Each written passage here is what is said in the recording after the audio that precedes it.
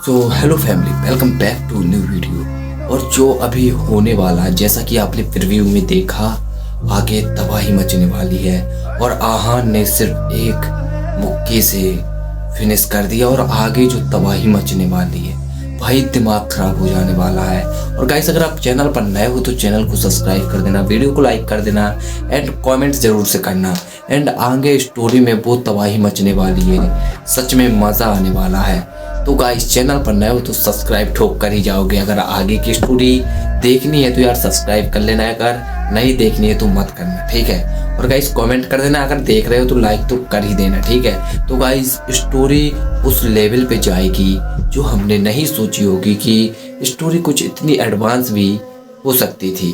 Guys, हमें कुछ ऐसी स्टोरी देखने को मिलेगी, शायद हमने नहीं सोचा होगा कि स्टोरी कुछ इस लेवल पे भी जाएगी। तो गाइस, चैनल पर नए हो तो सब्सक्राइब कर देना, वीडियो को लाइक कर देना। चलिए देख। फाइट शुरू होने के बाद गैंगटॉक चेंबर का फाइटर नित्या को हरा देता है। अब सबकी उम्मीद बस आहान ही होता है। जतिन आहान को इम्यूनिटी पिल के बारे में बताता है। आहान जतिन से कहता है कि वो चिंता न करे। जैसे ही आहान स्टेज पर जाता है, सब उसके बारे में बातें करना शुरू कर देते हैं। आहान एक ही पंच में अपने ओपोनेंट को हरा देता है। ये देखकर सब हैरान हो जाते हैं। मिस्टर विघ्नेश, लगता है तुम्हारे फाइटर्स इतने भी पावरफुल नहीं है कि ये गैम्बलिंग जीत सके। अब आहान के आगे किसी का टिकना मुश्किल है, फिरोज ने कहा और मुस्कुराने लगा। आहान ने सिर्फ मनाली चेंबर को नहीं हराया था, बल्कि मार्शल आर्टिस्ट की भी इज्जत रखी थी। इस वक्त ब्लैक निंजा और ब्लेड सेक्ट के फाइटर्स ही गैम्बलिंग में अच्छा परफॉर्म कर पाए थे। कोई भी मार्शल आर्टिस्ट इतना पावरफुल तरीके से फाइट नहीं कर पाया था। एल्डर फिरोज, आपके सार्कास्टिक कमेंट्स की हमें कोई जरूरत नहीं है। गैम्बलिंग अभी खत्म नहीं हुई है। ये बात विघ्नेश ने कही थी। विघ्नेश को नहीं पता था कि गैम्बलिंग का रिजल्ट ये आएगा। अच्छा, आपको गैम्बलिंग ओवर होने का वेट करना है? लेट्स सी, फिरोज ने कहा और फिर मुस्कुराकर स्टेज की तरफ देखने लगा। इस वक्त आहान स्टेज से नीचे नहीं उतरा था, बल्कि वहीं पर स्टेज पर चौकड़ी मारकर बैठ गया और मेडिटेट करने लगा। देखने वाले को अच्छे से समझ आ गया था कि आहान अपनी ब्रीथिंग कंट्रोल कर रहा था। क्या हुआ? आहान इतनी जल्दी थक गया? कहीं ऐसा तो नहीं है कि आहान की सारी एनर्जी एक पंच में ही यूज कर ली? तुम कहना क्या चाहती हो कि आहान ने बस बाहर से एनर्जी दिखाई और अंदर एनर्जी नहीं है उसके? हो भी सकता है। और देवी, अरे इंजरीज के बाद आहान ने ऐसा पंच मारा है, मतलब उसमें ताकत तो है ना। इस वक्त मनाली चेंबर और गैंगटॉक चेंबर के सारे लोग आपस में बात कर रहे थे और आहान के स्ट्रेंथ का अंदाजा लगा रहे थे। ब्रदर आर्यन, क्या आहान के पास कोई सीक्रेट एनर्जी या इम्यूनिटी पिल जैसी कोई पिल है? किसी ने पूछा। मुझे क्या पता, अरिहंत ने कहा। एक तरफ वो चाहता था कि आहान जीत जाए, पर साथ ही वो ये भी चाहता था कि आहान उससे बेहतर पोजीशन में ना जीते। अगर ऐसा हो गया तो वो ड्रैगन माउंटेन में मुंह दिखाने लायक नहीं रहेगा। 3 मिनट बाद अगली फाइट शुरू हुई। इस बार जो स्टेज पर आया था वो एक कम उम्र का लड़का था, जिसने ब्लैक यूनिफॉर्म पहनी हुई थी और उसकी पीठ पर तलवार बंधी हुई थी। उसे देखकर आहान तुरंत समझ गया था कि वो ब्लेड सेज का डिसिपल था और एक पावरफुल ब्लैक निंजा था। स्टेज के नीचे तरुण भी उस ब्लैक निंजा के बारे में ही सोच रहा था। उसका ऑरा बहुत पावरफुल था और वो शायद आहान की असली स्ट्रेंथ बाहर निकलवा सकता था। जब तरुण उसके बारे में सोच रहा था, तब उस ब्लैक निंजा ने तुरंत अपने पास से इम्यूनिटी पिल निकाली और एक बार में 2 पिल्स निकल गया। ये देखकर सब बहुत हैरान हो गए थे। किसी ने नहीं सोचा था कि ब्लैक निंजा स्टेज पर आते ही पिल्स ले लेगा। आहान की स्ट्रेंथ को देखते हुए ये करना अपनी जान खतरे में डालने के बराबर था। जब उसने पिल ली तो उसके कुछ सेकंड्स बाद ही उसकी बॉडी एक खतरनाक एनर्जी एमिट करने लगी। उसकी आंखों के गुस्से से पूरे एरेना का माहौल बदल गया था। इस वक्त उसकी एनर्जी कम से कम स्टेज 2 के फाइनल लेवल के फाइटर जितनी पक्की थी। I will kill you, उस ब्लैक निंजा ने कहा और अपनी तलवार निकालकर आहान की तरफ भागा। आहान के चेहरे पर हमेशा की तरह बहुत शांति थी। उसके एक्सप्रेशन पानी जितने शांत थे, पर आंखों में शायद तूफान जैसा जोश था। आहान ने ज्यादा कुछ नहीं कहा, बस उसकी तरफ एक पंच चार्ज किया फन ज्यादा पावरफुल नहीं था, पर उस ब्लैक निंजा को ये बताने के लिए काफी था कि ये मैच कैसा होने वाला है। ब्लैक निंजा 3-4 कदम लड़खड़ाते हुए पीछे गया। उसकी आंखों में गुस्सा बढ़ गया था। उसे उम्मीद नहीं थी कि आहान के हल्के से पंच की वजह से उसके साथ ये हो जाएगा। आहान फिर से कुछ कदम आगे गया और उसने ब्लैक निंजा को फिर से पंच किया। इस बार वो जमीन पर गिर गया, पर फिर उसने अपने आप को तुरंत संभाला और खड़ा हो गया। इसके बाद उस ब्लैक निंजा ने तलवार को हवा में उछाला और वो तलवार जब जमीन पर गिरी तब उसमें से एक लाइट चमक रही थी और बहुत तेज आवाज हुई। वहाँ काफी लोगों ने अपनी आंखें और कान बंद कर लिए थे। ऑर्डिनरी ऑडियंस को तो बिल्कुल समझ नहीं आ रहा था कि वहाँ क्या हो रहा था। देखते ही देखते वहाँ पर एक मिट्टी का बवंडर उठने लगा। देखते ही देखते आहान और ब्लैक निंजा नजर आना बंद हो गए। किसी को समझ नहीं आ रहा था कि वहाँ क्या हो रहा था। लगभग 30 सेकंड बाद मिट्टी धीरे धीरे कम होने लगी और कुछ कुछ नजर आने लगा। 1 मिनट में वहाँ पर सबको थोड़ा बहुत नजर आने लगा। क्या हुआ? अरे क्या रिजल्ट रहा? कौन जीता? किसी ने पूछा। आहान के होते हुए कोई भी फाइट के रिजल्ट का अंदाजा नहीं लगा सकता था। जहां आहान था वहां पर कुछ भी हो सकता था। अगर इस ब्लैक निंजा का मुकाबला किसी और से होता तो सब समझ जाते कि मैच ब्लैक निंजा नहीं जीता है, पर इस वक्त उसके सामने आहान था। कुछ सेकंड्स में मिट्टी पूरी तरह बैठ गई और सबको नजर आने लगा। स्टेज पर ब्लैक निंजा की तलवार की वजह से एक बड़ा और गहरा क्रैक आ गया था। स्टेज की ऐसी हालत थी, पर आहान कहाँ था? सबकी नजरें आहान पर थी। आहान बहुत आराम से हाथ पीछे करके स्टेज के बीचों बीच खड़ा हुआ था और उसके सामने ब्लैक निंजा घुटने टेक कर बैठा हुआ था। आहान में कुछ नहीं बदला था, पर उसके कपड़े थोड़े फट गए थे और उसका चेहरा थोड़ा डल हो गया था। ब्लैक निंजा की हालत बहुत बुरी थी। एक तो वो आहान के सामने घुटने टेक कर बैठा था, ऊपर से उसके शरीर के बहुत सारे हिस्सों से खून बह रहा था। देखते ही देखते वो आहान के सामने बेहोश हो गया था। आहान जीत गया? अरिहंत ने स्टेज के नीचे से कांपती हुई आवाज में कहा। आहान ने जब पहला मैच जीता था तब उसने एक पंच की मदद से जीता था और अब उसने एक हाईली कल्टिवेटेड ब्लैक निंजा को भी घुटने पर लाकर हरा दिया था। अरिहंत की आंखों में डिसबिलीफ था। वो इस बात को एक्सेप्ट नहीं कर पा रहा था। वो जीत गया, ये उसकी असली स्ट्रेंथ थी। व्हील चेयर पर बैठे तरुण ने अपनी आंखें बंद करते हुए कहा। तरुण को समझ आ गया था कि जतिन ने आहान और उससे बराबर का फाइटर सिर्फ इसलिए कहा था ताकि उसे बुरा न लगे। आहान हर एंगल से तरुण से बेटर फाइटर था। गैंगटॉक चेंबर के लोग ब्लैक निंजा को लेकर नीचे आ गए। इस वक्त विघ्नेश को बहुत गुस्सा आ रहा था। एल्डर फिरोज, ये सब क्या है? यह गलत है, बिल्कुल गलत है। एक मार्शल आर्ट एक्सपर्ट इस गैम्बलिंग में हिस्सा कैसे ले सकता है? विघ्नेश ने गुस्से में कहा। इतना सब हो जाने के बाद तो विघ्नेश समझ गया था कि आहान एक मार्शल आर्ट एक्सपर्ट है और वो सारे लेवल्स पार कर चुका है। अगर वो अब भी आहान का असली कल्टीवेशन नहीं समझ पाता तो उससे ज्यादा बेवकूफ और कोई नहीं होता। मिस्टर विघ्नेश, इसमें गलत क्या है? रूल्स में ये तो नहीं लिखा हुआ है कि मार्शल आर्ट मास्टर फाइट में हिस्सा नहीं ले सकता। मनाली चेंबर ने कोई रूल नहीं तोड़ा है। फिरोज ने मुस्कुराते हुए कहा। इस वक्त वो बहुत खुश था। फिरोज ने भी एक्सपेक्ट नहीं किया था कि आहान मार्शल आर्ट एक्सपर्ट होगा। उसकी उम्र बस 25-26 साल की थी, पर कल्टीवेशन एक्सपर्ट की थी। आहान इतनी कम एज में मार्शल आर्ट एक्सपर्ट बनने वाला अकेला फाइटर था। इस गैम्बलिंग के बाद मार्शल आर्ट की दुनिया में आहान का बहुत नाम होने वाला था। फिरोज की बात सुनकर विघ्नेश चुप हो गया। फिरोज ने सही कहा था, ऐसा कोई रूल नहीं था। कोई मार्शल आर्ट एक्सपर्ट फाइट में हिस्सा ना ले पाए, इसलिए उन्होंने फाइटर की एज 30 साल से कम रखी थी। पर किसने सोचा था कि 25 साल का मार्शल आर्ट एक्सपर्ट उनके सामने आकर खड़ा हो जाएगा?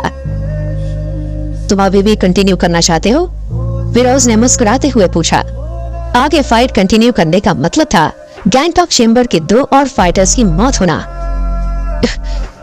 हमें आगे फाइट नहीं करना। We admit defeat। विघ्नेश ने दांत पीसते हुए कहा। आगे फाइट करने का कोई मतलब नहीं था, क्योंकि कोई भी फाइटर मार्शल आर्ट एक्सपर्ट को नहीं हरा सकता था। एक तो क्या, अगर सारे 10 फाइटर भी स्टेज पर चले जाते तो आहान को नहीं हरा पाते थे। पक्का तुम हार मानना चाहते हो? एक बार सोच लो, फिरोज ने स्मोक करते हुए कहा। विघ्नेश ने कुछ नहीं कहा, बस फिरोज को घूरने लगा। तो फिरोज ने फिर से कहा, अगर तुमने हार मान ली है तो फिर वो चीज जिसके लिए हमने ये गैम्बलिंग ऑर्गेनाइज की है वो मनाली चेंबर के पास चली जाएगी। हाँ, मैंने पक्का सोच लिया है, विघ्नेश ने गुस्से में कहा। वो इस वक्त ऐसी सिचुएशन में था जहाँ पर वो बुरी तरह से फंस चुका था। उसके पास हार मानने के अलावा और कोई ऑप्शन नहीं बचा था। इस बार गैंगटॉक चेंबर बुरी तरह से हार गया था। एक अकेले फाइटर ने उन्हें हार मानने पर मजबूर कर दिया था। ठीक है फिर, रेफरी को मैं अनाउंस करने के लिए कह देता हूँ, फिरोज ने कहा और रेफरी को अपने पास बुलाकर कहा, गैंगटॉक चेंबर हार मानता है। यह सुनकर रेफरी भी हैरान हो गया था। वो कई सालों से गैम्बलिंग में रेफरी का काम कर रहा था, पर आज तक कभी भी किसी ने बिना लड़े हार नहीं मानी थी। रेफरी स्टेज पर आया और उसने अनाउंसमेंट की, ये गैम्बलिंग फाइट यही बार खत्म होती है। इस बार का विनिंग चेंबर है Manali chamber of commerce. Audience में हंगामा मच गया।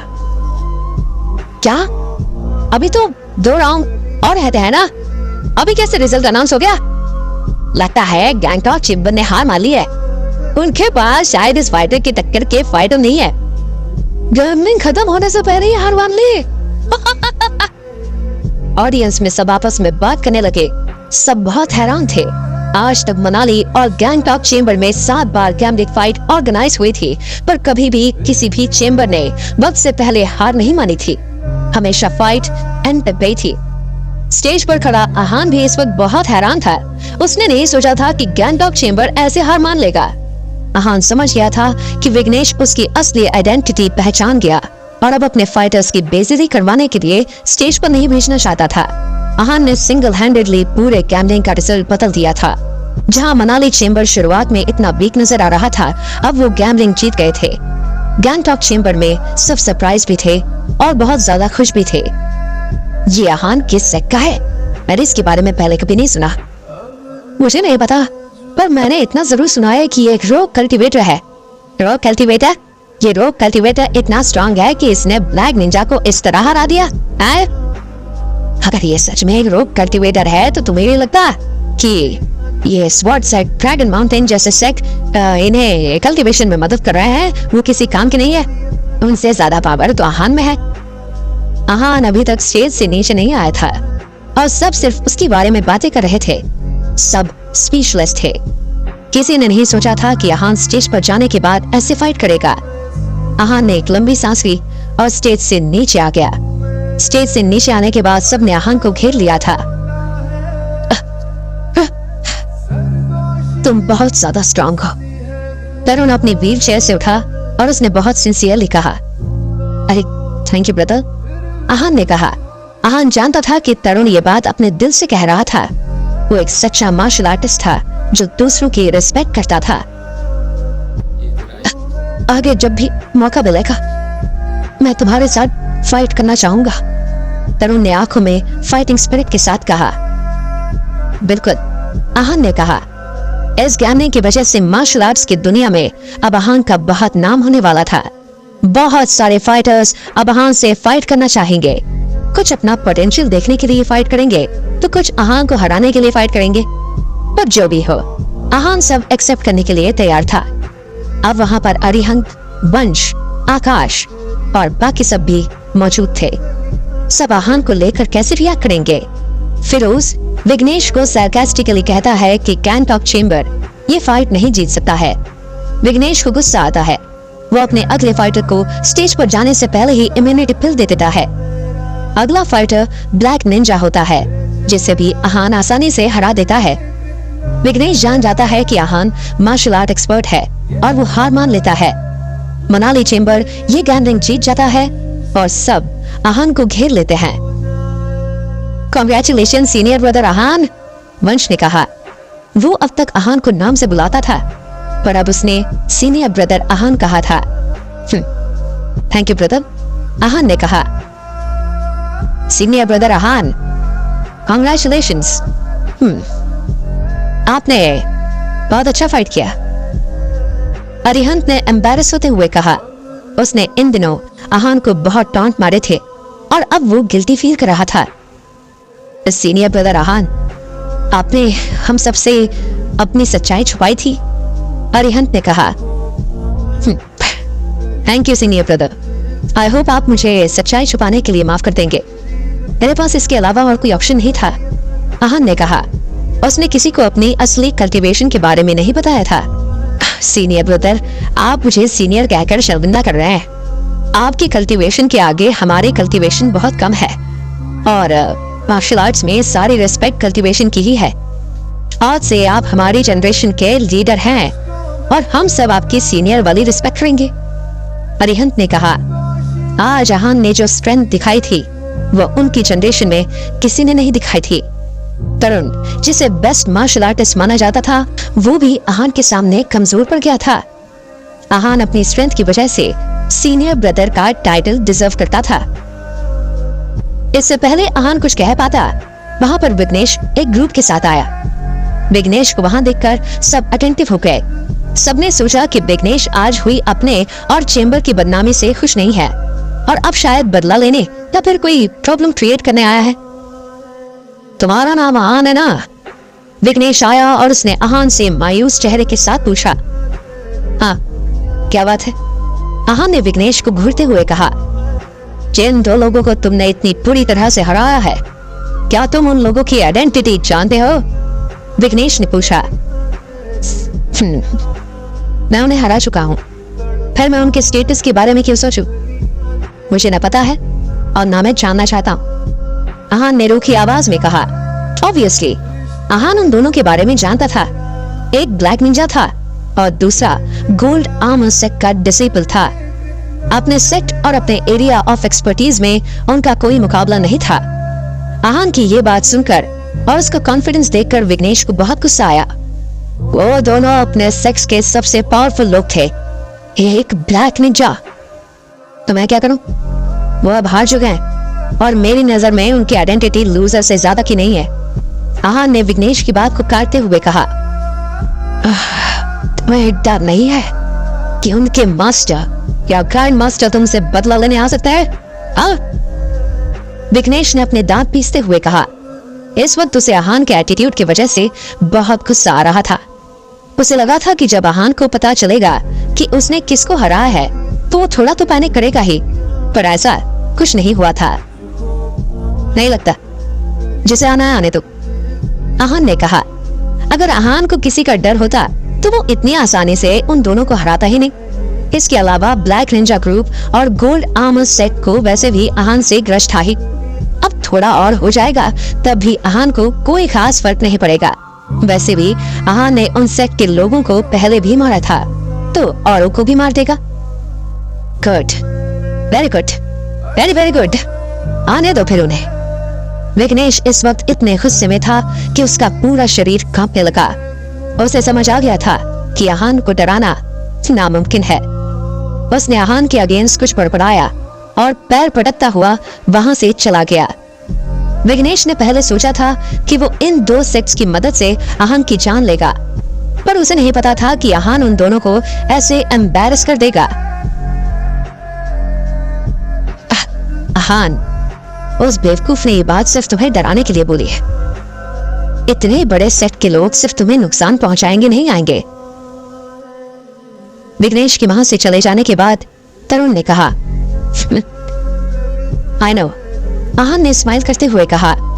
उन सेक्ट्स के मास्टर ग्रैंड मास्टर के लेवल के थे और सिर्फ आहान को ढूंढते हुए वो वहां नहीं आने वाले थे।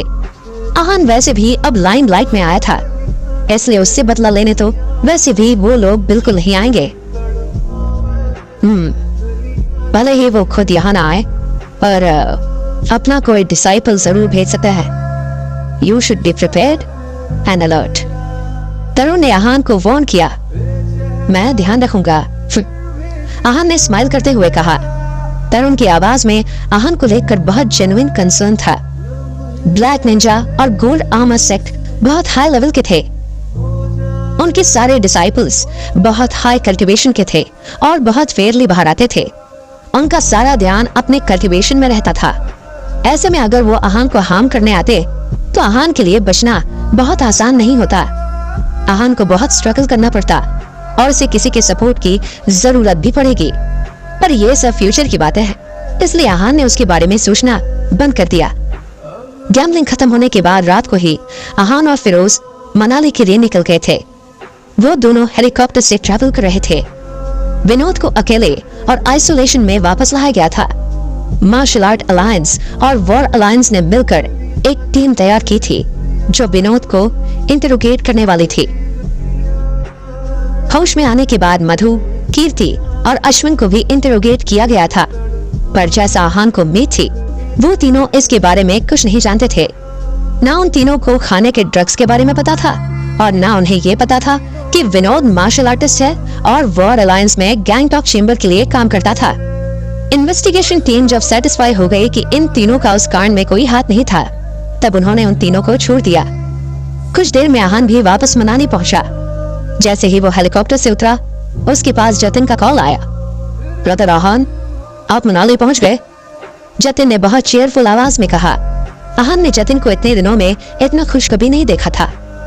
वो पिछले कुछ दिनों से गैम्बलिंग को लेकर बहुत परेशान था, पर अब क्योंकि वो जीत गए थे तो जतिन की खुशी का कोई ठिकाना नहीं था।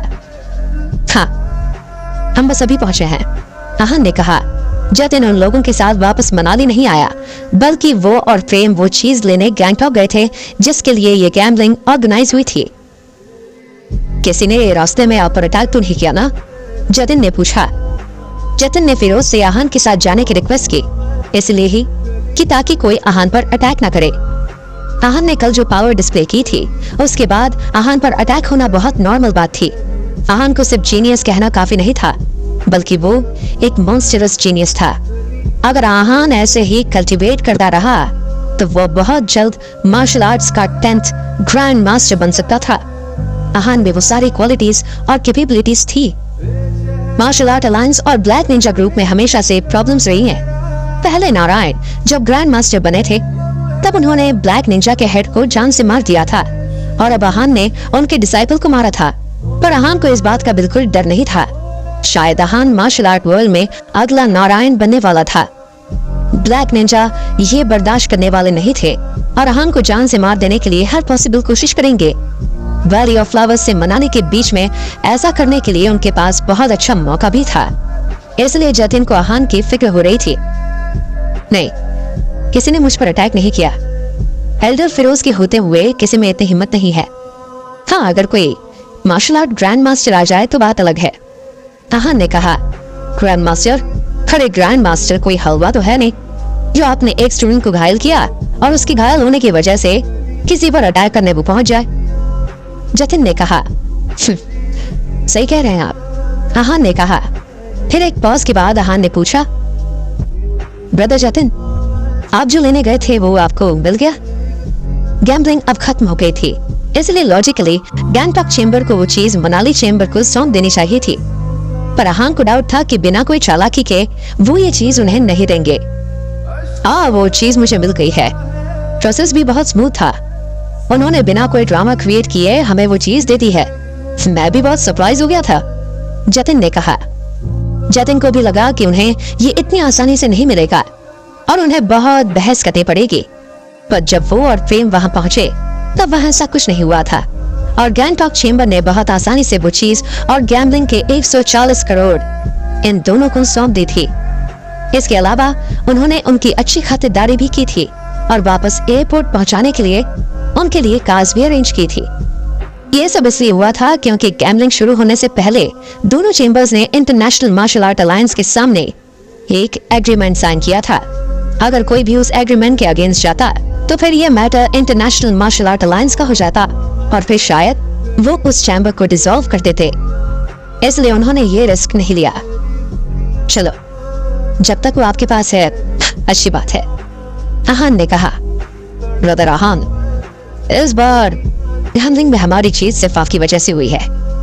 इसलिए डिस्कशन के बाद सबने मिलकर यह फैसला किया है कि इन 140 करोड़ों में से 20 करोड़ हम आपको देना चाहते हैं।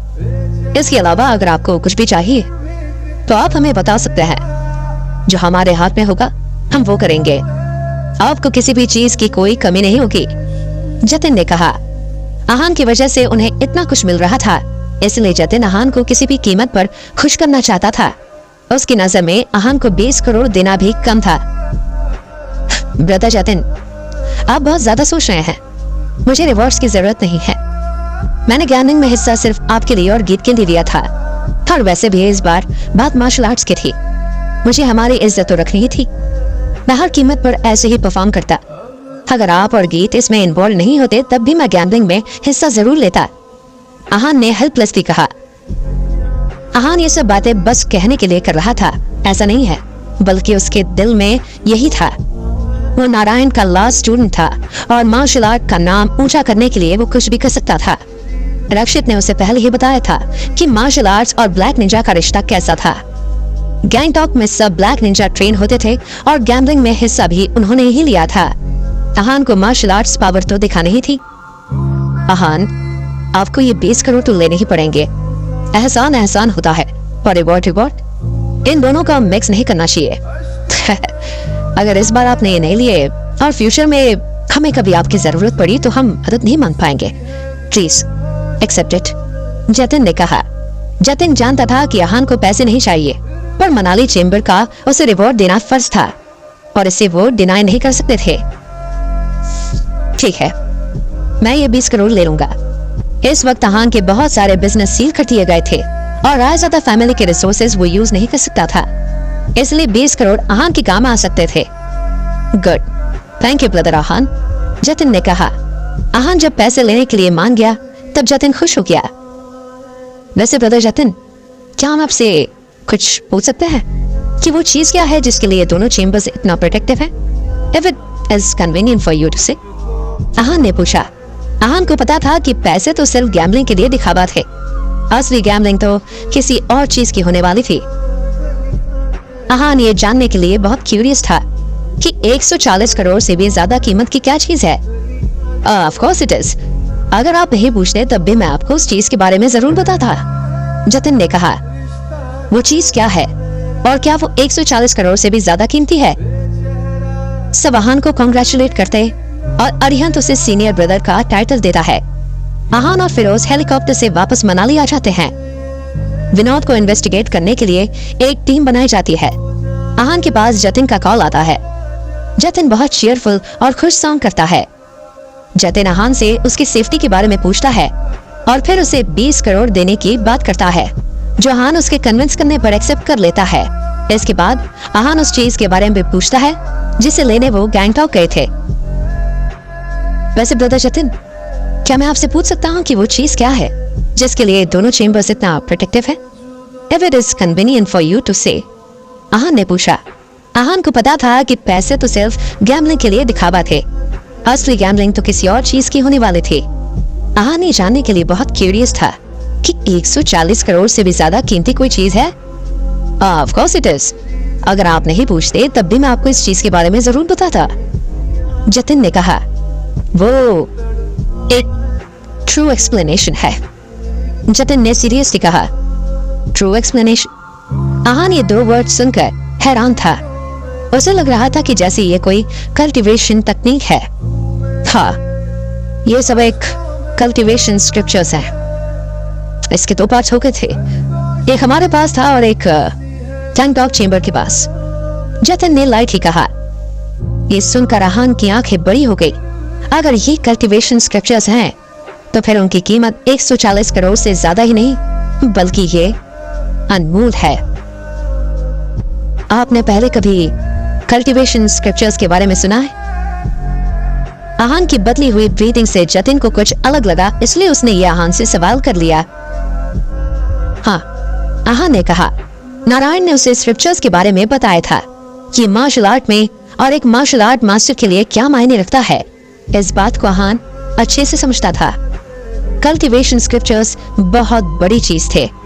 इन स्क्रिप्चर्स में मार्शल आर्ट्स के बहुत सारे सीक्रेट्स थे।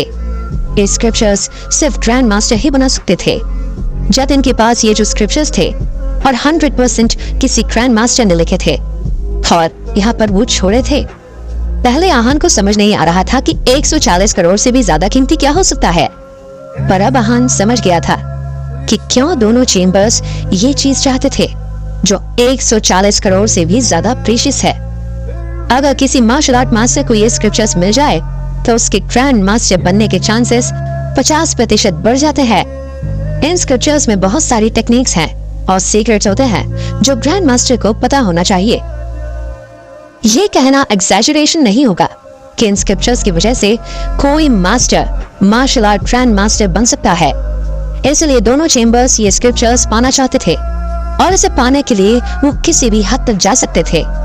वो एक दूसरे को जान से मारकर भी गैम्बलिंग जीतने के लिए तैयार थे।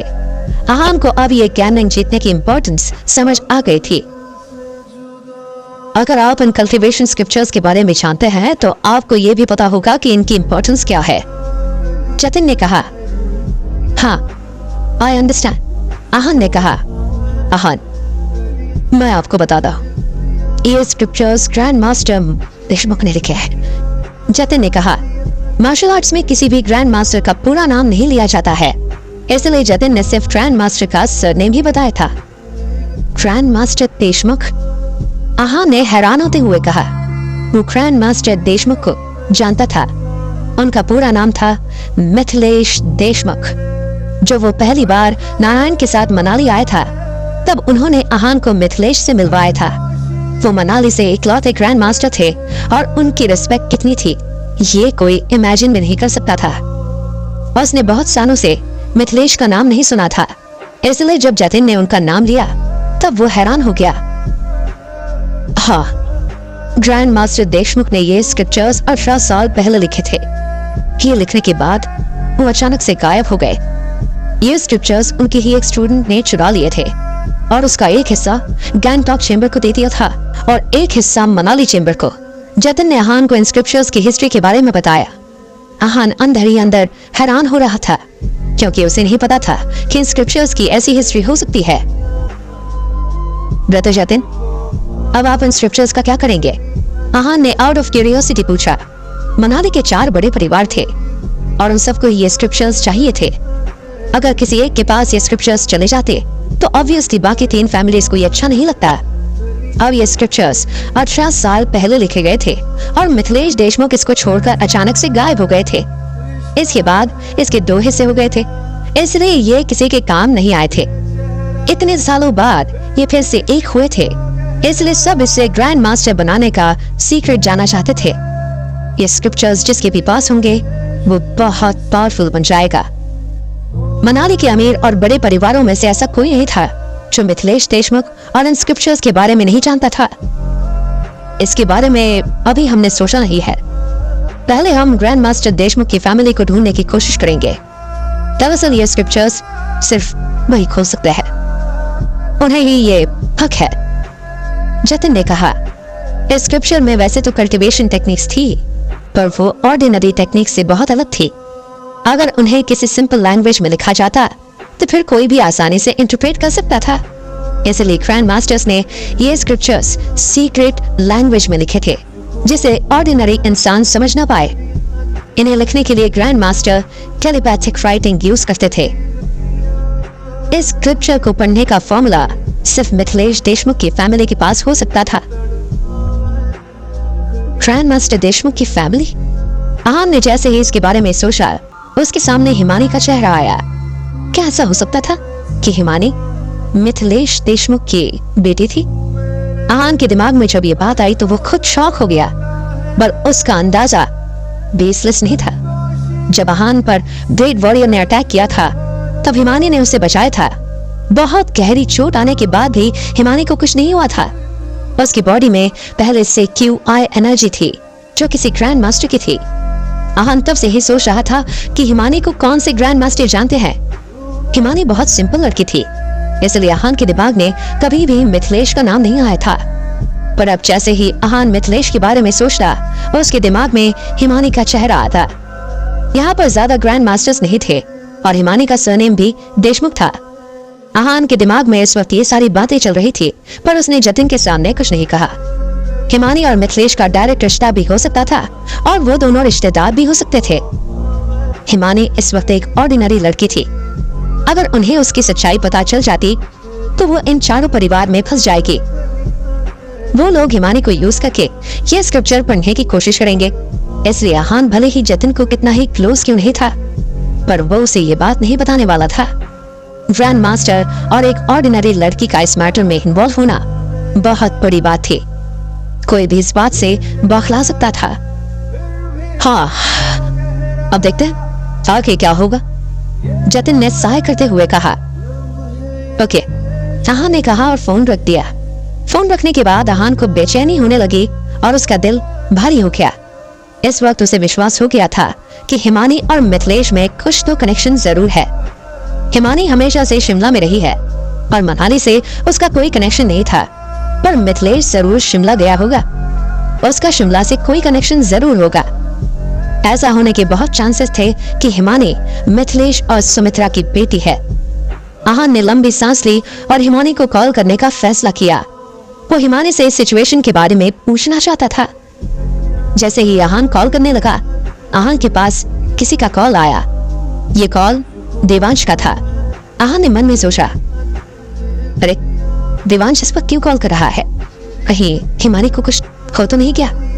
अचानक से आहान का दिल बैठ गया और वो परेशान हो गया। भारी मन से उसने कॉल पिक किया। कॉल उठाते ही देवांश ने कहा, यंग मास्टर, सॉरी। देवांश की आवाज में गिल्ट साफ सुनाई दे रहा था। क्या हिमानी को कुछ हो गया क्या? हाँ, आहान ने कहा। जब से आहान को हिमानी की स्ट्रेंथ के बारे में पता चला था, तब से उसने देवांश को हिमानी को प्रोटेक्ट करने के लिए कहा था। अगर बात हिमानी के बारे में नहीं होती तो देवांश उसे इस वक्त ऐसे बिल्कुल कॉल नहीं करता। हाँ, हिमानी को कोई ले गया है, देवांश ने भारी आवाज में कहा। जैसे ही देवांश ने ये बात बोली, आहान का दिल बेचैन हो गया। उसने देवांश से पूछा, क्या तुमने उसका चेहरा देखा था? वही यंग मास्टर, वो एक मार्शल आर्ट मास्टर था। वो तूफान की तरह मेरे सामने आया और हिमानी को लेकर चला गया, देवांश ने कहा। मैं समझता हूं, आहान ने कहा। एक मार्शल आर्ट मास्टर ही है जो देवांश को रिएक्ट करने का भी मौका नहीं देता। सॉरी यंग मास्टर, मेरी वजह से विवादी was careless। मैंने आपको प्रॉमिस किया था, देवांश ने कहा। वो इस वक्त बहुत गिल्टी महसूस कर रहा था। अपने आप को दोष मत दो, इसमें तुम्हारी गलती नहीं है, मैं भी लापरवाह हो गया था, आहान ने कहा। आहान इस मामले में देवांश को ब्लेम नहीं कर सकता था। अगर कोई मार्शल आर्ट मास्टर खुद आकर हिमानी को ले जाए तो देवांश क्या कर सकता था? ये पॉसिबिलिटी आहान को पहले खुद सोचनी चाहिए थी। वैसे भी आहान ने पहले बिल्कुल नहीं सोचा था कि मिथिलेश और हिमानी में कोई रिश्ता हो सकता है। वो तो आहान के दिमाग में तब आया जब जतिन ने उसे स्क्रिप्चर्स के बारे में बताया। फोन रखने के बाद से ही आहान बहुत अजीब फील कर रहा था। उसे कोई आइडिया नहीं था कि हिमानी को किसने किडनैप किया था। इस वक्त आहान को मनाली की 4 बड़ी फैमिलीज पर तो शक था और साथ ही गैंगटॉक चेंबर ऑफ कॉमर्स पे भी उसे शक था। अगर उसे मनाली की 4 बड़ी फैमिलीज में से किसी ने किडनैप किया है तो फिर ज्यादा बड़ी बात नहीं थी, क्योंकि वो उसे सिर्फ स्क्रिप्चर खुलवाएंगे और उसे हार्म नहीं करेंगे। आखिर वो मिथिलेश की फैमिली की है। जब तक मिथिलेश जिंदा है, कोई हिमानी को नुकसान पहुंचाने के बारे में सोचेगा भी नहीं। पर अगर हिमानी को गैंगटॉक चेंबर ने किडनैप किया है तो फिर उसकी जान को खतरा हो सकता है, क्योंकि उन्हें मिथिलेश के होने न होने से कोई फर्क नहीं पड़ेगा। वो हिमानी को शायद जान से मारकर स्क्रिप्चर ओपन होने का रास्ता बंद कर देंगे। इससे मनाली का कोई भी मास्टर ग्रैंड मास्टर नहीं बन पाएगा। बहुत सोचने के बाद आहान ने पहले अपने आप को शांत किया और फिर रक्षित को कॉल किया। रक्षित, हिमानी इज किडनैप्ड। आहान ने बहुत आराम से रक्षित को सारे सिचुएशन समझाई। इतने सारे ऑफिशियल्स में से आहान को सिर्फ और सिर्फ रक्षित पर ही भरोसा था। तो तुम कहना चाहते हो कि गैंगटॉक चेंबर या फिर मनाली की 4 बड़ी फैमिलीज में से किसी ने हिमानी को किडनैप किया है? रक्षित ने बहुत सीरियस टोन में कहा। उसने कभी नहीं सोचा था कि इतनी सिंपल दिखने वाली लड़की का इतना बड़ा बोल्ड बैकग्राउंड होगा। हाँ, मुझे ऐसा ही लगता है, पर मैं श्योर नहीं। इस वजह से मैं तुम्हारी मदद चाहता हूँ। क्या तुम अपने कॉन्टैक्ट्स और ऑफिशियल की मदद से पता कर सकते हो कि हिमानी को किसने किडनैप किया है? शायद वहाँ कोई ट्रू मिल जाए। आहा ने रक्षित से कहा, मैं कोशिश करता हूँ पर कोई बहुत सॉलिड प्रूफ की उम्मीद मत रखना। अगर वो सच में मार्शल आर्ट मास्टर है तो तुम तो जानते ही हो कि ये सब उसके लिए कितना आसान है। वो किसी भी सर्विलेंस से इजीली बचा सकता है और बच भी सकता है। रक्षित ने कहा, मैं जानता हूँ पर तुम कोशिश तो करो। आहान ने कहा, मार्शल आर्ट मास्टर बनने के बाद आर्टिस्ट बहुत केयरफुल और स्मार्ट हो जाता है। वो तरह तरह की प्रॉब्लम से निकालने का सोल्यूशन जानता है, पर फिर भी आहान को लगता है कि कहीं ना कहीं कोई चूक तो सबसे हो ही जाती है। फोन रखने के बाद आहान ने अपने आप को शांत किया। वो हिमानी को लेकर बहुत परेशान था। उसका दिल बेचैन हो रहा था। उसने सोचा कि रक्षित के भरोसे रहना सही नहीं होगा। उसे खुद हिमानी को ढूंढने की कोशिश करनी चाहिए, पर यह करने के लिए आहान को लोगों की जरूरत थी जो इस वक्त उसके पास नहीं थे। आहान हिमानी को ढूंढने के लिए अब क्या करेगा? जतिन आहान को कल्टीवेशन स्क्रिप्चर्स के बारे में बताता है। आहान को समझ आता है कि ये गैम्बलिंग जीतना क्यों जरूरी था। इन स्क्रिप्चर्स का एक होना जरूरी था क्योंकि इसकी मदद से ही martial art master grand master बनता है। जब जतिन आहान को बताता है कि ये ग्रैंड मास्टर देशमुख ने लिखे हैं, तब आहान समझ जाता है कि वो मिथिलेश की बात कर रहे हैं। जब जतिन मिथिलेश के परिवार की बात करता है, तब आहान के सामने हिमानी का चेहरा आता है क्योंकि उसका भी सरनेम देशमुख है और वो उसकी बॉडी में किसी ग्रैंड मास्टर की एनर्जी है। देवांश आहान को बताता है कि हिमानी किडनैप हो गई है। आहान रक्षित से मदद मांगता है। आहान अपने मन में सोचता है कि वो रक्षित के भरोसे नहीं रह सकता। उसे खुद भी हिमानी को ढूंढना चाहिए, पर उसके लिए उसके पास मैन पावर नहीं है। अब विकी और सनी को यहाँ बुलाने का वक्त आ गया है। आहान ने खुद से कहा, पहले उसने प्लान किया था कि वो विकी और सनी को शिमला में ही रखेगा और वो दोनों वहाँ की सिचुएशन को संभाल लेंगे, पर अब आहान को उन दोनों की यहाँ पर जरूरत थी। उसे उन दोनों को मनाली जल्द से जल्द बुलाना था। अगर इस वक्त आहान को कुछ हो गया तो उसे संभालने वाला भी कोई नहीं था। विकी और सनी को मैसेज भेजते हुए आहान विला 1 पहुंच गया था। वो हिमानी को लेकर बहुत परेशान हो रहा था, पर फिर उसने सोचा कि परेशान होने का कोई फायदा नहीं है। इस वक्त उसे अपनी स्ट्रेंथ और कल्टीवेशन पर ध्यान देना चाहिए। मनाली चेंबर भले ही 140 करोड़ और कल्टीवेशन स्क्रिप्चर्स जीत गया हो, पर आहान इस वक्त अब भी आंखों में कांटा था। इस वक्त बहुत सारे लोग और सेक्स थे जो आहान को जान से मारना चाहते थे। अगर आहान ऐसे ही प्रोटेस्ट करता तो फिर आहान आज नहीं तो कल वो उनके हाथों मारा ही जाता। इस वक्त आहान को अपनी स्ट्रेंथ स्पीड में बढ़ानी बहुत जरूरी थी। जब आहान अपने कल्टीवेशन में बिजी था, तब सब जगह ये न्यूज फैल गई थी कि मनाली चेंबर गैम्बलिंग जीत गया है। सब जगह मनाली के डॉग हॉर्स आहान के नाम से हो गया था। सारे सेक्ट्स सिर्फ इस वक्त आहान का नाम ही ले रहे थे। इस वक्त कोई भी तरुण या अरिहंत के बारे में बात नहीं कर रहा था, जिन पर शुरुआत से ही सबने हाई होप्स लगा रखी थी, बल्कि सब बस आहान के बारे में ही बात कर रहे थे। आहान के टॉपिक पर 2 वर्जन्स थे। पहला ये था कि आहान मार्शल आर्ट के स्टेज 2 के फाइनल लेवल पर था, और दूसरा ये था कि आहान ऑलरेडी मार्शल आर्ट मास्टर बन चुका था। किसी को भी सच्चाई पता नहीं थी, सब बस अपने अंदाजा लगा रहे थे। सबसे ज्यादा जो वर्जन पॉपुलर था वो ये था कि आहान मार्शल आर्ट के स्टेज 2 के फाइनल लेवल पर था। उन्होंने ये अंदाजा इसलिए लगाया था क्योंकि ऐसे बहुत कम लोग थे जो 25 साल की उम्र में मार्शल आर्ट एक्सपर्ट बने थे। हिमालय एशिया में सिचुएटेड माउंटेन रेंज है जिसका काफी पार्ट इंडिया में है। बहुत सारे मार्शल आर्टिस्ट और सेक्ट्स दुनिया से दूर यहाँ की अलग अलग पीक्स पर कल्टीवेट करते हैं। ऐसा एक सेक्ट है dragon night crew. Dragon night crew के मास्टर अजीत एक ऐसे मार्शल आर्ट आर्टिस्ट थे जो 33 साल की उम्र में मार्शल आर्ट एक्सपर्ट बन गए थे। उनकी उम्र इस वक्त 58 साल थी। ये एज मार्शल आर्ट मास्टर के लिए बहुत प्राइम एज होती है। अजीत सिक्लूजन में कल्टीवेट कर रहा था। उसकी हर लेवल को पार करने की स्पीड बहुत अच्छी थी। वो अब ग्रैंड मास्टर बनने के बहुत करीब था। स्ट्रॉन्ग नाइट रूप भले ही बहुत सालों से ऑर्डिनरी वर्ल्ड से दूर था, पर उनका डर अब भी बहुत लोगों में बैठा हुआ था। किसी को इस सेक्ट को कम आंकने की हिम्मत नहीं थी। सुबह के 10 बज रहे थे, पर हर तरफ बर्फ थी। पहाड़ के एक तरफ कुछ छोटे घर बने हुए थे। वो बिल्कुल आइसोलेशन की जगह पैक थे और जंगल के करीब थे। पास में एक बड़े से पत्थर पर एक आदमी सफेद रंग का यूनिफॉर्म पहनकर बैठा हुआ था और मेडिटेट कर रहा था। उसके पास में एक तलवार भी थी। उस आदमी की आंखें बंद थी और उसे हौल करने की आवाज आई। उसने अपनी आंखें नहीं खोली। कुछ भेड़िए भागते हुए उस आदमी की तरफ आ गए, फिर उस आदमी ने कुछ रिएक्ट नहीं किया। कुछ मिनट में भेड़ियों का ग्रुप आया और उन्होंने उस आदमी को घेर लिया।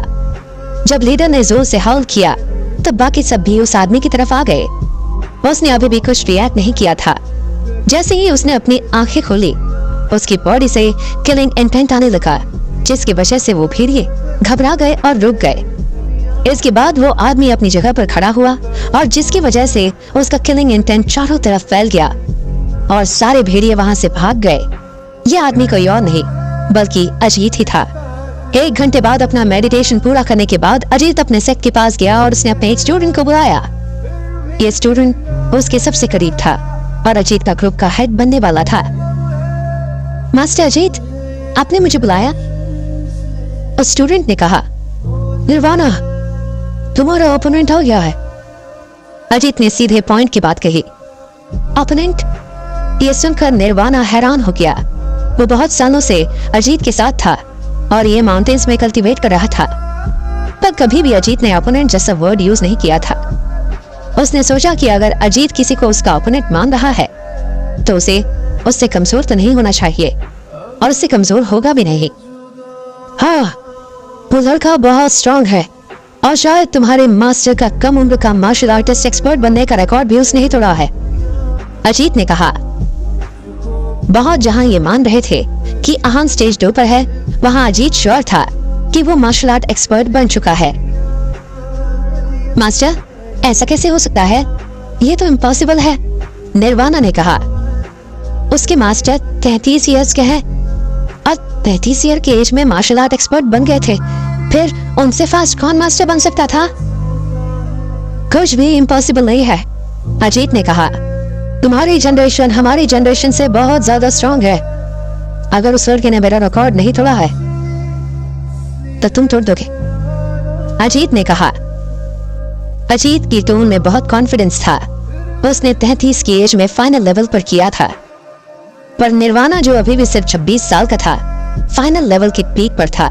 अगर वो ऐसे ही कल्टीवेट करता रहा तो 28 तक वो मार्शल आर्ट एक्सपर्ट बन जाएगा और मास्टर का रिकॉर्ड तोड़ देगा अपने। मास्टर, वो कितने साल का है? निर्वाणा ने अचानक से पूछा। यह सवाल मत पूछो, क्योंकि इस सवाल का कोई मतलब नहीं है। मैं तुम्हें ये बात इसलिए बता रहा हूँ क्योंकि अब वक्त आ गया है कि तुम अपने स्ट्रेंथ पर और अच्छे से काम करो। तुम्हारा कंपटीशन किसी दूसरे से नहीं बल्कि खुद से है, अजित ने कहा।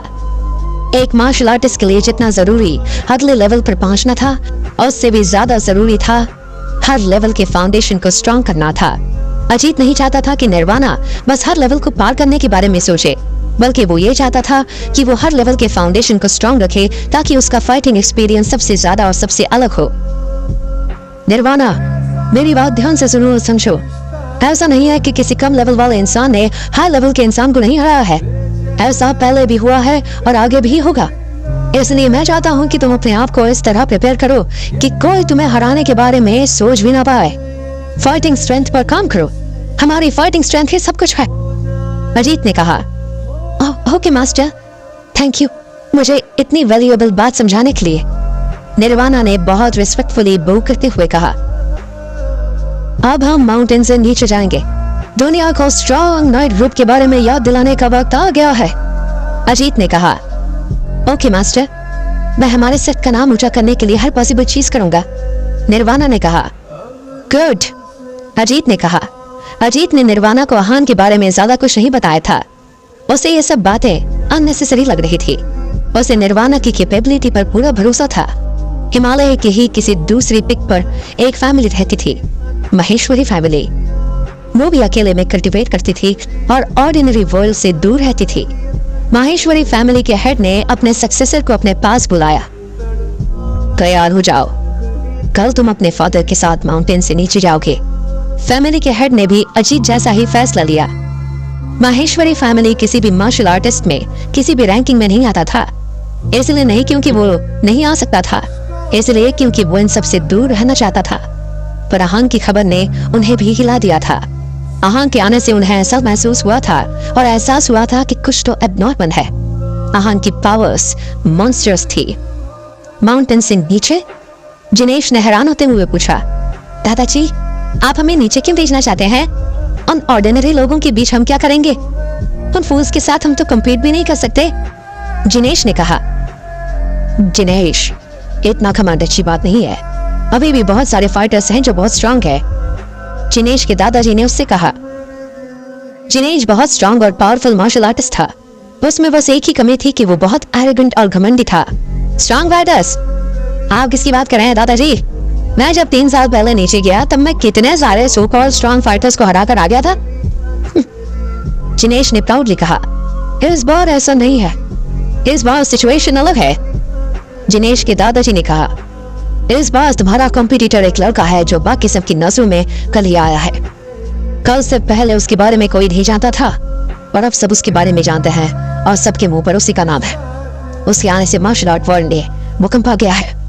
जिनेश ने कहा। जिनेश ने जो कहा था सब सच था। आहान नजर में आते ही लीडर बन गया था। ये सारी बातें सुनकर जिनेश का चेहरा सीरियस हो गया था। वो घमंडी था, बेवकूफ नहीं। वो सिचुएशन को अच्छे से समझ पा रहा था। एक बात और जिनेश, ये लड़का सिर्फ 25 साल का था। इस उम्र में वो शायद मार्शल आर्ट एक्सपर्ट बन गया है। जिनेश के दादाजी ने कहा। क्या? जिनेश ने हैरान होते हुए पूछा। हाँ जिनेश, हमेशा याद रखना कि दुनिया में तुमसे स्ट्रांग बहुत लोग होंगे।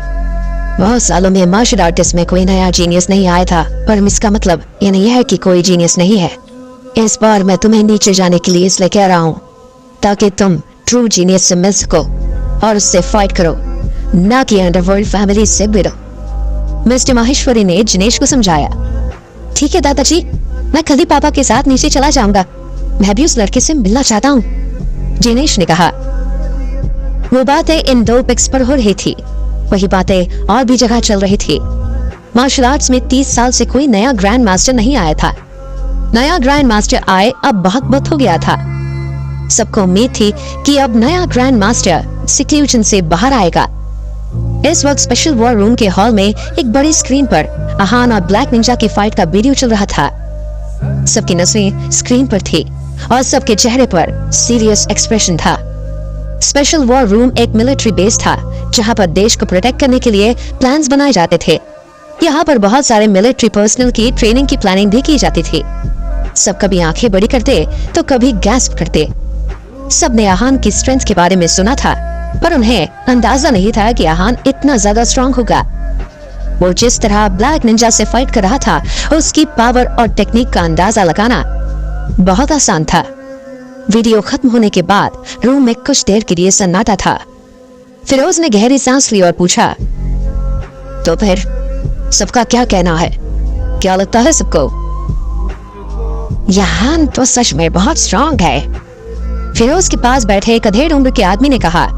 जैसे ही उसने बोलना फिनिश किया, एक मिलिट्री ड्रेस में एक आदमी ने कहा, एल्डर फिरोज, क्या सच में रायज़ादा फैमिली से है ये? मैंने कभी भी रायज़ादा फैमिली के इतने आउटस्टैंडिंग इंसान के बारे में सुना नहीं है। ये रायज़ादा फैमिली का नाजायज बेटा है, फिरोज ने कहा। बस मिलिट्री अफसर की आंखें बड़ी हो गई। उसे समझ आ गया था कि आहान नाजायज बेटा है, इसलिए उसने उसके बारे में नहीं सुना था। ये लोग आहान के बारे में क्या डिस्कस कर रहे थे और क्यों डिस्कस कर रहे थे? आहान सनी और विकी को मदद के लिए बुलाता है। इस वक्त मार्शल आर्ट वर्ल्ड में हर जगह बस आहान की ही बातें हो रही होती है। कुछ सेक्ट्स ऐसे थे जो पहाड़ों पर रहते थे और अकेले में कल्टीवेट करते हैं। वहां तक भी आहान की बात पहुंच गई थी और अब वो नीचे आकर आहान के बारे में जानना चाहते थे। स्पेशल वॉर रूम में इस वक्त सब आहान का फाइटिंग वीडियो देख रहे थे। फिरोज सबसे आहान के बारे में उनकी राय पूछता है। ये आहान तो सच में बहुत स्ट्रांग है, फिरोज के पास बैठे एक अधेड़ उम्र के आदमी ने कहा। जैसे ही उसने बोलना फिनिश किया, एक मिलिट्री ड्रेस में एक आदमी ने कहा, एल्डर फिरोज, क्या सच में रायज़ादा फैमिली से है वो? मैंने कभी भी रायज़ादा फैमिली के इतने आउटस्टैंडिंग इंसान के बारे में नहीं सुना है। ये रायज़ादा फैमिली का नाजायज बेटा है, फिरोज ने कहा। उस मिलिट्री अफसर की आंखें बड़ी हो गई। उसे समझ आ गया था कि आहान नाजायज बेटा है, इसलिए उसने उसके बारे में नहीं सुना था। अगर आहान रायज़ादा का जायज बेटा होता तो इस वक्त फुल पावर में होते, और आहान के नाम पर बहुत कुछ कर सकते थे। वो कभी भी इतने वक्त तक इतने स्ट्रांग मार्शल आर्टिस्ट को छुपा कर नहीं रखते। मेरे पहले वाले सजेशन को लेकर आपका क्या कहना है? फिरोज ने पूछा। वो उसके मकसद के बारे में बात करना चाहता था। अधेड़ उम्र के आदमी और मिलिट्री ऑफिशियल की तरफ देखा उसने, और फिर उस अधेड़ उम्र के आदमी ने कहा, एल्डर फिरोज, आपने जो कहा उसमें कुछ गलत नहीं है। इस लड़के में इतनी स्ट्रेंथ है कि वो टाइगर ग्रुप का मास्टर बन सकता है। टाइगर ग्रुप इस वक्त का हाईएस्ट मिलिट्री ग्रुप था। उसके सारे पर्सनल बहुत स्ट्रांग और पावरफुल थे। फिरोज चाहता था कि आहान इस ग्रुप का मास्टर बन जाए। कुछ सोचने के बाद मिलिट्री ऑफिशियल ने कहा, और ये लड़का रायजादा फैमिली का नाजायज बेटा है।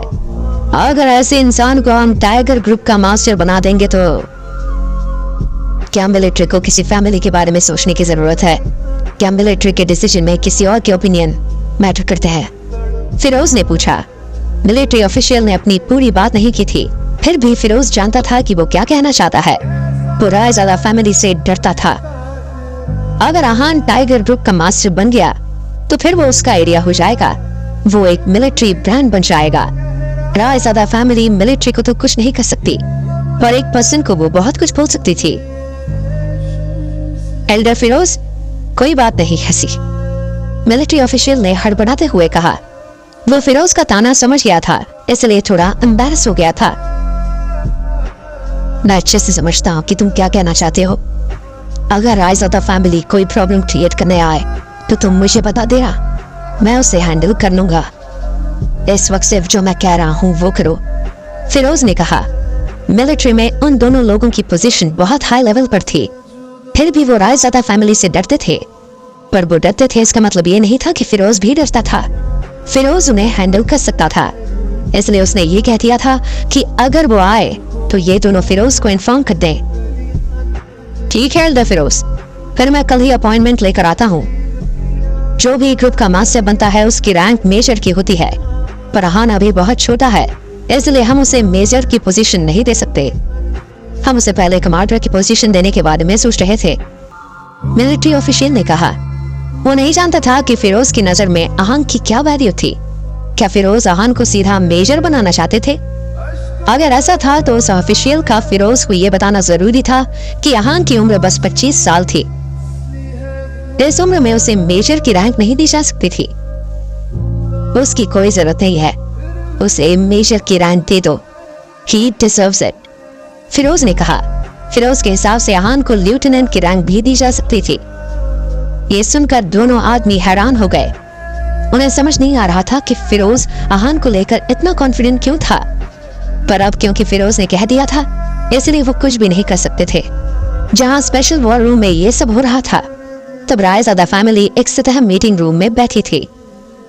जो मीटिंग लीड कर रहे थे वो थे आलोक रायजादा। इस वक्त आलोक को बहुत गुस्सा आ रहा था। पहले उसे अनन्या की हालत की वजह से आहान पर गुस्सा आ रहा था, और अब आहान की वजह से वो बहुत ज्यादा गुस्से में थे। आलोक भैया, क्या वो सच में मार्शल आर्ट एक्सपर्ट बन गया है? आलोक के छोटे भाई ने पूछा। उसका नाम शोभित था और वो फैमिली में 7th बेटा था। हाँ, ये बात बिल्कुल सच है, आलोक ने कहा। किसी का 25 साल की उम्र में मार्शल आर्टिस्ट एक्सपर्ट बन जाना बहुत डेंजरस बात थी। उसकी कल्टीवेशन स्पीड से ही उसकी ताकत का अंदाजा लगाया जा सकता था। रायजादा फैमिली बहुत बड़ी थी और उसमें बहुत सारे मार्शल आर्टिस्ट थे, पर जो इस उम्र में सबसे हाईएस्ट लेवल पर था वो भी स्टेज 2 के लेवल 2 पर ही था। आहान की तरह मार्शल आर्ट एक्सपर्ट नहीं बन पाया था वो। बहुत लोग थे जो बहुत सालों से एक लेवल पर ही अटके हुए थे, पर आहान ने सारे लेवल पार कर लिए थे। लॉजिकली रायजादा फैमिली के पास बहुत सारे रिसोर्सेस होने की वजह से उन्हें सारे लेवल्स आहान से पार कर लेने चाहिए थे, पर ऐसा कुछ नहीं हुआ था। इस वक्त खानदान का नाजायज बेटा एक मार्शल आर्ट एक्सपर्ट था। जब आलोक ने ये बात कंफर्म कर दी तब सबके चेहरे बहुत सीरियस हो गए। वो जानते थे कि आहान का मार्शल आर्ट एक्सपर्ट बनने का मतलब क्या है। क्या आदित्य भाई साहब जानते हैं कि आहान मार्शल आर्ट एक्सपर्ट बन गया? शोभित ने पूछा। हाँ, आलोक ने कहा। 3 महीने पहले आदित्य ने अचानक से आहान को परिवार का हायर बना दिया था। तब सबने सोचा था कि आदित्य अपने बेटे को अपना उत्तराधिकारी बनाएगा, पर ऐसा नहीं हुआ था और उसने अपने नाजायज बेटे को उत्तराधिकारी बनाया था। उस वक्त सबने ऑब्जेक्ट किया था, पर आदित्य ने किसी की नहीं सुनी थी। आदित्य का रुतबा ऐसा था कि सबको उसकी बात माननी ही पड़ती थी। सबने उस वक्त बहुत सोचा था कि आदित्य ने आहान को उत्तराधिकारी क्यों बनाया था, पर इसका जवाब कोई समझ नहीं पा रहा था। आज जब आलोक ने कहा कि आहान मार्शल आर्ट एक्सपर्ट बन गया है, तब सबको आदित्य के रियल इंटेंशन समझ आ गए थे। आहान का मार्शल आर्ट के सारे लेवल पार कर लेना ही उसका हैर बनने का कारण था। मुझे डर है कि भाई साहब यही चाहेंगे कि वो नाजायज ही हमारे परिवार को इनहेरिट करे, शोभित ने रूखी आवाज में कहा। आदित्य भाई साहब के सिक्लूजियों से बाहर आने में अभी भी कुछ वक्त है। अगर उस वक्त में हम आहान को, ये बात एक मिडिल एज औरत ने बोली थी। उसने बात पूरी नहीं की और बीच में ही रुक गई, पर फिर भी सब समझ गए थे कि वो क्या कहना चाहती थी। वो आहान को जान से मार देना सजेस्ट कर रही थी। अगर सिक्लूजन से आने के बाद आदित्य को गुस्सा आया तो भी वो इतने सारे लोगों को कुछ नहीं कहेगा। नो, उस औरत की बात सुनकर आलोक ने कहा, एक तो वो मार्शल आर्ट मास्टर बन गया है, इसलिए उसे मारना वैसे भी मुश्किल है। ऊपर से अगर भाई साहब को पता चल गया कि हमने उसे मारा है तो वो हमें भी जान से मार देंगे, आलोक ने सीरियस टोन में कहा। आलोक की ये बात सुनकर सब कांपने लगे। आलोक की बात चाहे थोड़ी ही सही, पर सच्चाई तो थी उसमें। भले ये सब भाई बहन थे, पर सब डायरेक्ट भाई बहन नहीं थे। आहान के दादाजी ने 4 शादियां की थी और उनके 13 बच्चे थे। इन 13 में सिर्फ उनके पिता ही कॉमन थे, बाकी कुछ नहीं। इसलिए आदित्य उन्हें भी मार सकता था। और वैसे भी इन बड़े परिवार में स्टेप ब्रदर सिस्टर का रिश्ता सबसे खतरनाक होता है। भैया क्या ऐसा हो सकता है कि भाई साहब ने कुछ और सोचकर आहान को उत्तराधिकारी बनाया हो, शोभित ने कहा। शोभित ये कहना चाहता था कि शायद आहान को उत्तराधिकारी बना के वो बाकी सबको गुस्सा दिलाना चाहता था, ताकि सब मिलकर आहान को मारने का प्लान बनाए, फिर वो सबसे आहान की मौत का बदला ले सके। जो बोल रहे हो सोच समझ कर बोलो, आलोक ने कहा। शोभित को मार्शल आर्ट्स के बारे में इतनी जानकारी नहीं थी। आदित्य इस वक्त भले ही सिक्लूजियों पे था, पर फिर भी वो सब बातें सुन सकता था। भाई साहब ऐसा कुछ नहीं करेंगे, उन्हें ऐसा करने की जरूरत ही नहीं है, आलोक ने धीमी आवाज में कहा। आदित्य में इस वक्त जो पावर्स थी, उसे आहान को बेट की तरह इस्तेमाल करने की कोई जरूरत नहीं थी। अगर वो सच में उन्हें मारना चाहता था तो फिर वो उन्हें आसानी से मार सकता था। तो अब हम क्या करें? अगर वो नालायक बहुत फेमस हो गया और उसकी स्ट्रेंथ और बढ़ गई तो फिर हम क्या करेंगे? वो तो हमारे परिवार पर हक जमाना चाहेगा, शोभित ने कहा। सब इस वक्त आहान से बहुत डरे हुए थे। जब नैना उनके साथ रहती थी तब उन्होंने नैना को बहुत परेशान किया। अब फैमिली पर कंट्रोल पा लेने के बाद आहान सबसे पहले उन सब से इस बात का ही बदला लेगा। इस वक्त हम सामने से कुछ नहीं कर सकते हैं। बहुत सारे लोग उस नालायक के साथ हमारे रिश्ते को जानते हैं, आलोक ने एनालाइज किया, और हम अपने कनेक्शंस यूज करके उसके साथ डील कर सकते हैं, आलोक ने कहा। आपके कहने का क्या मतलब है? शोभित ने पूछा। इस वक्त आहान का नाम हर जगह फैला हुआ है। मार्शल आर्ट्स वर्ल्ड में सब बस आहान की ही बात कर रहे हैं। ऐसे में दीवान फैमिली अपने फाइटर को आहान से भिड़ने के लिए नीचे जरूर भेजेगी। अगर उस फाइट में आहान को कुछ हो गया तो फिर शक हम पर नहीं जाएगा, आलोक ने कहा। आलोक को नहीं लग रहा था कि आदित्य आहान को भेंट की तरह यूज करेगा। उसे लग रहा था कि आदित्य चाहता है कि आहान बहुत स्ट्रांग और पावरफुल बन जाए। इस वक्त उसे आदित्य के रियल इंटेंशंस के बारे में पता नहीं था, पर वो ये जानता था कि अगर रूल्स के दायरे में रहते हुए अगर आहान को कुछ हो गया तो फिर आदित्य उन सबको कुछ नहीं कहेगा। दीवान फैमिली एक बहुत ही नामी फैमिली थी। बहुत बड़ी फैमिलीज की तरह उनका कोई बिजनेस नहीं था। वो बस मार्शल आर्ट्स को पढ़ने में और उसे प्रैक्टिस करने में ध्यान देते थे। वो लोग प्योर वॉरियर्स थे। उनकी सारी पावर्स बिल्कुल प्योर थी। वो सिर्फ अपने कल्टीवेशन के बारे में सोचते थे। वो बाहर की दुनिया के लेवल के आर्टिस्ट से 2 लेवल ज्यादा स्ट्रांग और पावरफुल थे। उनका कंपैरिजन बाहर के मार्शल आर्टिस्ट के साथ नहीं किया जा सकता था। उनका ऑरा और पावर बहुत मॉन्स्ट्रस होता है। इस वक्त आहान को नहीं पता था कि पूरे मार्शल आर्ट वर्ल्ड में लोग सिर्फ आहान के बारे में ही बात कर रहे थे। कोई उसे मारने का प्लान बना रहा था तो किसी को उसके बारे में और जानना था, और कोई बस उससे मिलना चाहता था। आहान ये भी नहीं जानता था कि फिरोज ने उसे टाइगर ग्रुप का मास्टर बनाने का फैसला किया है।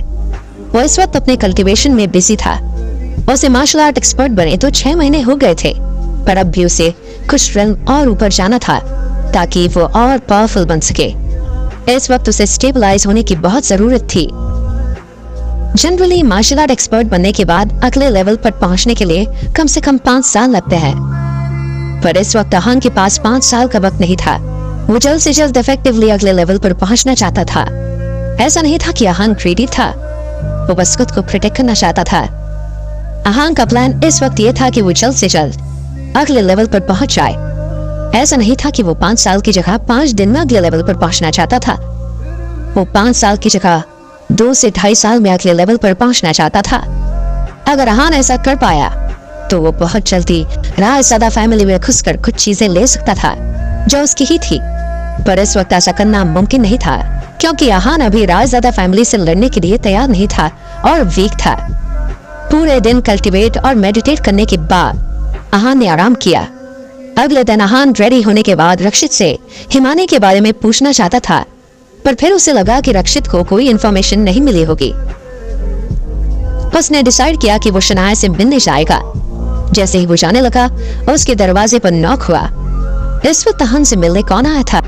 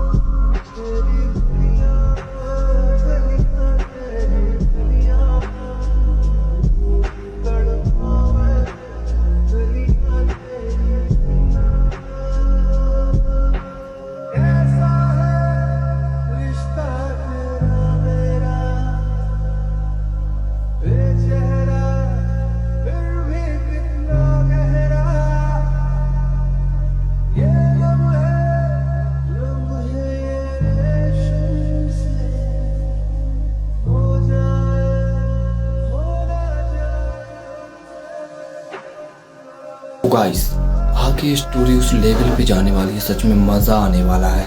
और गाइस अगर आप चैनल पर नए हो तो सब्सक्राइब कर देना, वीडियो को लाइक कर देना, कमेंट कर देना, क्योंकि आगे स्टोरी जो है उस लेवल पे जाने वाली है जो शायद हमने नहीं सोचा होगा। मज़ा आएगा देखकर कि आखिर स्टोरी में होने क्या वाला है, और जो चीज़ें सामने निकल के आने वाली हैं वो तो कतई नेक्स्ट लेवल ही जाने वाली है। आई डोंट नो कि चीज़ें कितनी ख़राब होंगी, कितनी अच्छी होंगी, और जो भी चीज़ें सामने निकल के आएंगी कतई दिमाग को हिला के रख देंगी, और मज़ा आने वाला आगे के एपिसोड्स में। तो इतना ज़्यादा सस्पेंस होगा, आई डोंट नो, चीज़ें बहुत ही डेंजरस होने वाली है आगे एपिसोड में। तो गाइस चैनल पर नए हो तो सब्सक्राइब कर लेना, वीडियो को लाइक कर देना, कमेंट कर देना। तो मिलते हैं नेक्स्ट एपिसोड में, और जिसको आगे की स्टोरी देखनी है तो सब्सक्राइब कर लेना, वरना मत करना, ठीक है। तो लाइक तो कर ही देना, ठीक है, लाइक तो कर ही सकते हो, वीडियो को शेयर करना, ठीक है। तो गाइस मिलते हैं नेक्स्ट वीडियो में अगले एपिसोड को लेकर। आखिर क्या होगा नेक्स्ट एपिसोड में, जो भी होगा मज़ा आएगा। तो गाइस मिलते हैं नेक्स्ट एपिसोड में। Okay and bye bye.